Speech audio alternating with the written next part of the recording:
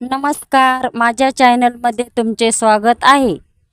आज मी तुम्हाला ब्लाऊजच्या उरलेल्या कापडापासून ताटावरचे झाकण कसे बनवतात ते करून दाखवणार आहे. आपण देवाला जे ताट नेतो त्याच्यावर आपण जे झाकण नेतो, मी आज छोट्या ताटावरचं झाकण करून दाखवणार आहे. आता मी ते गोल कापून घेतले आहे आणि एक भाग सरळ आणि दुसरा वरचा भाग उलटा, ते डबल शिलाई मारून घेत आहे आणि नंतर डबल शिलाई मारून घ्यायची आणि नंतर ते सरळ करायचे. आता आपण सरळ करून घेऊया. सर्व भाग असे बरोबर करून घ्यायचे आणि त्यानंतर एक वरून टापटीप सरळ करून टापटीप मारून घेऊ. चला मग आता मारून घेऊ.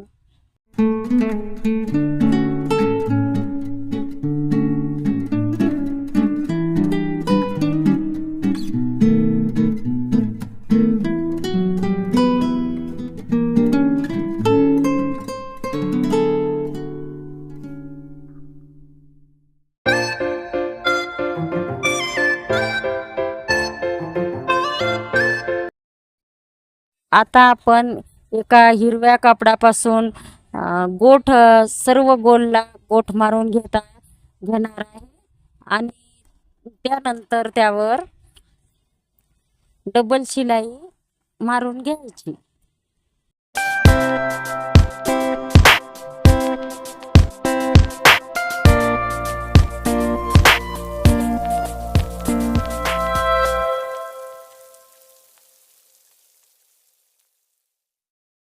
आता मी सर्व गोलला लावून घेतली आहे. आता मी एक कपड्याचा पानाचा आकार केला आणि त्या पानाच्या आकाराला मी लेस लावून घेत आहे आणि ती मध्यभागी लावायची.